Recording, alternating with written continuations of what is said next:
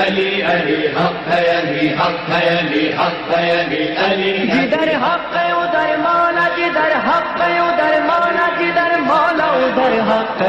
ضرور رکھے گا.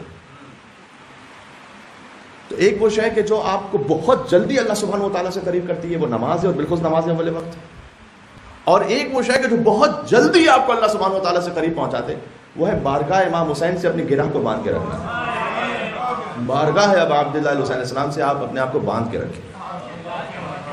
چاہے کوئی اہل مصائب ہیں، اہل مجلس ہیں، اہل ماتم ہیں، اہل نوحہ ہیں، خدمت کرنے والے ہیں، کسی بھی حوالے سے امام حسین علیہ السلام سے اپنے آپ کو باندھ کے رکھیں. ویسے ہی نہیں ہے کہ ہر شب جمعہ 1,24,000 انبیاء کربلا جاتے ہیں امام عبداللہ علیہ السلام. مل کے صلوات پڑھتے ہیں اللہم صلی علی محمد.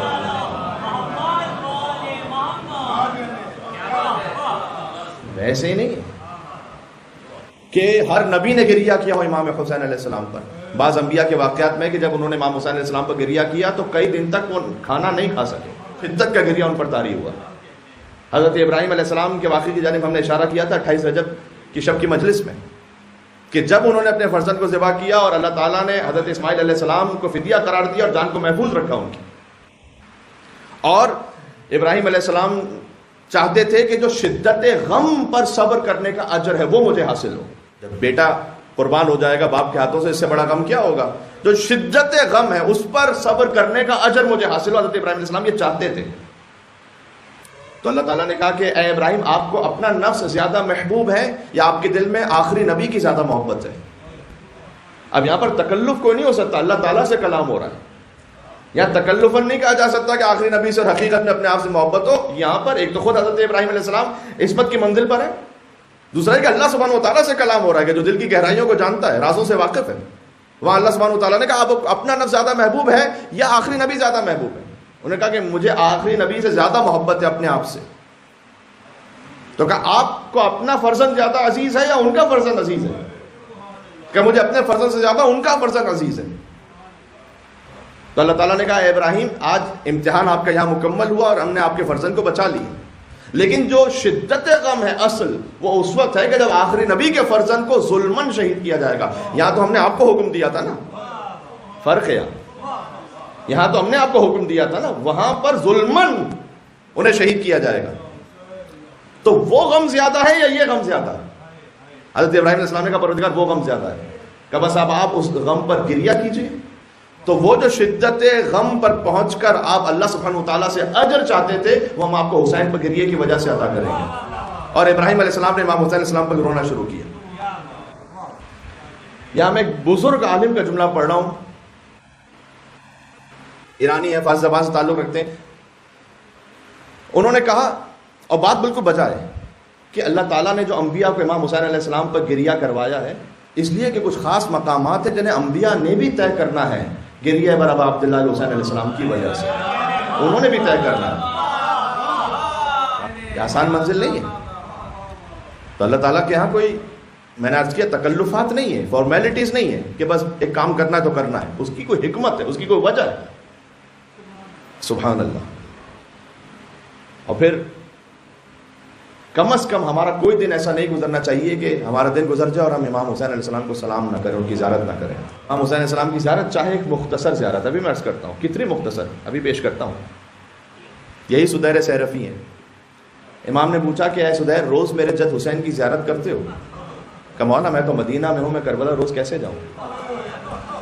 امام نے کہا ہم اس زیارت کی بات نہیں کر رہے، ہم تو تم سے یہ کہہ رہے ہیں کہ مدینہ ہی میں جاؤ چھت کے اوپر اپنے گھر کی، یعنی کسی بلندی پر جاؤ. یہ کام آپ نہ کر سکیں تو یہ اضافی مطلوب شرط ہے. اگر یہ نہ بھی ہو سکے تو خود زیارت اور سلام کی اپنی حیثیت ہے.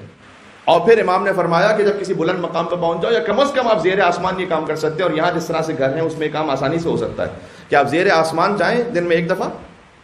اور امام نے کہا دائیں دیکھو بائیں دیکھو اور اوپر دیکھو. یہ اس بات کی طرف رمز ہے کہ اللہ سبحانہ و تعالیٰ نے کائنات کا اختیار حسین ابن علی کو دیا. ہر جگہ ان کی رحمت ہے. اور اس آیت کی تفسیر ہے کہ اینما تولوا فثم وجہ اللہ، جہاں تم اپنا رخ موڑو گے تو وجہ اللہ کو پاؤ گے. حسین سے بڑھ کر وجہ اللہ کا مصداق کون ہے؟ اس کے کئی مصادیق ہیں، لیکن حسین ابن علی سے بڑھ کے کون ہے؟ لہذا دائیں دیکھو، بائیں دیکھو، اوپر دیکھو. اور پھر امام نے کہا 2 جملے پڑھو، السلام علیکم یا ابا عبداللہ، السلام علیکم ورحمۃ اللہ وبرکاتہ. یہ زیارت ختم ہو گئی. ظاہر اگر تم نے عمل کیا تو اللہ تجھے ایک حج کا ثواب عطا کرے گا. امام حسین السلام کی زیارت کے ثواب کو معمولاً حج سے میزان کیا گیا ہے. کہیں روایت میں 100 حج، 1000 حج اور مزید ہے. یہ ہر ایک کی اپنی اپنی معنویت کے مطابق ہے، جس سے جتنا یقین ہے. حج سے کیوں میزان کیا اللہ تعالیٰ جانتا ہے، لیکن بظاہر وجہ سمجھ میں آتی ہے. مثلا کیوں نہیں کہا گیا کہ جو امام حسین السلام کی زیارت کرے اسے 2 سال کے روزے کا ثواب ملے گا؟ روزے سے تعلق نہیں جوڑا گیا، نماز سے بھی تعلق نہیں جوڑا گیا، حج سے تعلق جوڑا گیا. اس لیے کہ حج وہ ایک ایسی کمپلیٹ عبادت ہے کہ جس میں عبادت کی ہر فارم شامل ہو جاتی ہے. یعنی حج میں مالی عبادت بھی ہے، مگر جسمانی عبادت نہیں. حج میں آپ نے مال بھی خرچ کرنا ہے، حج میں آپ نے جسمانی عبادت بھی انجام دینی ہے، حج میں آپ نے سفر بھی کرنا ہے. حج فردی عبادت بھی ہے، حج اجتماعی عبادت بھی ہے. جیسے ہی آپ نے حج کا احرام پہنا، سینکڑوں پابندیاں آپ پر لاگو ہو جاتی ہیں. یعنی آپ آئینہ نہیں دیکھ سکتے حالت احرام میں، آپ خوشبو نہیں لگا سکتے، آپ کسی انسیکٹ کو بھی نہیں مار سکتے. اللہ تعالیٰ کہتا ہے کہ اپنا سر کھلا رکھو. اللہ تعالیٰ کہتا ہے کہ اپنے پیر جو ہے وہ خاص طرح سے اس کے شوز ہونے چاہیے، پیر کا ایک حصہ کھلا رکھو کم از کم. یعنی کیا؟ یعنی اللہ تعالیٰ حج کے معاملے میں بہت گہرائی تک جاتا ہے کہ چپل کیسی پہنی ہوئی ہے تم نے، سر تم نے اپنا کیسا رکھا ہوا ہے، خوشبو کے عالم میں کیسے سونگھ سکتے ہو، نہیں سونگھ سکتے ہو. بہت ڈیپتھ میں جاتا ہے اللہ سبحانہ و تعالیٰ. اچھا غور کیجئے گا، اللہ جو اپنا امر کسی پہ کرتا ہے نا، وہ انسان پہ کرتا ہے جسے اس قابل سمجھتا ہے کہ میرے حکم کو بجا لانے کی قابلیت رکھتا ہے، قابل ہے اس کے. لہٰذا حج اتنی بڑی عبادت ہے کہ جیسے ہی حج ختم ہوتا ہے تو ایسے کہ جیسے ماں کے شکم سے ابھی متولد ہوا بچہ. یہ حدیث میں بالخصوص نئے حجاج کے لیے اس طرح سے ہے کہ جیسے ابھی وہ عرش الہی سے اترا ہو. تو حج میں بہت ساری معنویات شامل ہیں. لہٰذا امام حسین علیہ السلام کی زیارت کو حج کے ساتھ جوڑا گیا کہ جو زیارت امام حسین علیہ السلام کرے، فرمایا ایک حج. یہ بھی ہمارا حج نہیں ہے، ایک حدیث میں رسول اللہ نے کہا میرا حج ہے، میرا حج. یہ سرکار ختمی مرتبت جس کے وسیع کی ایک ضربت ثقلین کی عبادت سے افضل ہے.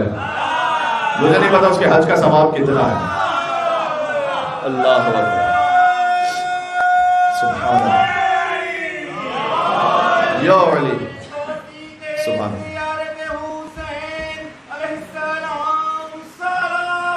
اللہم صل علی محمد و آل محمد. لہٰذا آپ کم از کم سال میں ایک مرتبہ یہ اہتمام رکھیں کہ جائیں، خود بھی خانوادے کے ساتھ جائیں، اور روزانہ کی بنیاد پر یہ کام تو ضرور کیجئے کہ اگر کسی بلندی پہ جا سکتے ہیں، زیر آسمان دائیں بائیں اوپر دیکھ کر سلام پڑھیں، یہ کیجئے. اگر نہ کر سکے تو یہ اضافی شرائط ہیں، آپ خود ویسے ہی سلام کیجئے. السلام علیکم ابا عبداللہ، السلام علیکم ورحمۃ اللہ وبرکاتہ. جو میں نے کہا رسول اللہ کا حج، حضور امام حسین علیہ السلام کو گود میں لے کر بڑی شدت سے پیار کر رہے تھے، تو حضرت عائشہ نے دیکھا اور پوچھا کہ یا رسول اللہ، آپ خاص اپنے نواسے کو اس انداز سے چوم رہے ہیں، اس انداز سے پیار کر رہے ہیں. تو کہا ستقتلہ امتی، میری امت اسے عنقریب قتل کرے گی، اور جو حسین کی زیارت پر آئے اسے میرے کیے ہوئے حج کا ثواب ملے گا. تو انہوں نے پوچھا کہ آپ کے کیے ہوئے حج کا؟ تو حضور نے جواب دیا وہ حجتین، ایک نہیں 2 حج کا. کہا آپ کے 2 حج کا؟ کہا 3 حج کا میرے. پھر کہا آپ کے 3 حج کا؟ کہا نہیں میرے 4 حج کا. کہا آپ کے 4 حج کا ثواب؟ کہا میرے 5 حج کا. میرے 6 حج کا، 7 حج، 8، 9، 10، ترتیب اسی طرح سے آگے بڑھیے. کہا آپ کے 10 حج کا ثواب؟ کہا میرے 20 حج کا ثواب. آپ کے 20 حج کا ثواب؟ کہا میرے 30 حج کا ثواب. 40 حج کا ثواب، 50 حج کا ثواب، 60، 70، 80، 90 پہ جا کے حدیث رکی کہ حسین کی زیارت پر جائے اسے میرے کیے ہوئے 90 حج کا ثواب ملے گا. اللہ، یہ کیا معاملہ رکھا اللہ تعالیٰ نے امام حسین علیہ السلام کے ساتھ، کیا معاملہ ہے. اس لیے میں کہہ رہا ہوں کہ آپ اپنی زندگی کو امام حسین السلام کی بارگاہ سے گرہ باندھ کے رکھیں. چاہے امام حسین کی زیارت کا معاملہ ہے، چاہے ان کے ذکر کا معاملہ ہے، چاہے ان کے نام پہ خدمت کرنے کا معاملہ ہے، کہیں نہ کہیں سے آپ جوڑ کے رکھیں اپنے آپ کو اور اپنے بچوں کو جوڑ کے رکھیں. ایک مرتبہ ہوتا ہے کہ خالی تھیوری بیان کی جائے، ایک مرتبہ پریکٹیکل آپ کے سامنے ہوتا ہے. یہ جن ماں باپ نے اپنے بچوں کو ذکر امام حسین سے جوڑ کے رکھا ہوا ہے، وہ یہاں اس ماحول میں رہتے ہوئے بھی ماشاءاللہ ایسے مومن ہیں کہ ایسے بچے آپ کو سب کانٹیننٹ میں بھی نہیں ملیں گے شاید. کیا نسخہ ہے؟ کوئی راکٹ سائنس نہیں. امام حسین سے جوڑ کے رکھو. اس چیز کو ہم ایکسیپٹ نہیں کر پاتے بہت سے لوگ، اس کو بہت زیادہ فلسفیکل بنانے کی کوشش کرتے ہیں، بہت زیادہ مشکل بنانے کو. کوئی مشکل نہیں ہے، سادہ سا کام ہے، بہت سادہ ہے. آپ خود جوڑیں گے، اپنے بچوں کو جوڑ کے رکھیں، بس. بات واضح ہو رہی ہے عزیزوں. یہاں پر ایک بزرگ عارف ہیں، انہوں نے یہ کہا کہ یہ رسول اللہ کے 90 حج کا مطلب جانتے ہیں کیا ہوا؟ ہم اگر کوئی عمل کرتے ہیں نا تو وہ کار خیر تو کیا، لیکن کوئی گناہ ایسا کر دیا فرض کیجئے کہ جس کی وجہ سے وہ کار خیر حبط ہو گیا. قرآن میں اس کا ذکر موجود ہے کہ بعض کاموں سے آپ کے نیک عمل حبط ہو جاتے ہیں. کہ ہمارا عمل تو حبط ہو جائے گا، لیکن جو رسول اللہ کا حج ہے وہ تو حبط نہیں ہوگا. جب آپ کے نامہ اعمال میں رسول اللہ کا کیا ہوا حج لکھا ہوا ہوگا، پتہ نہیں کتنے. جدھر حق ادھر مولا، جدھر حق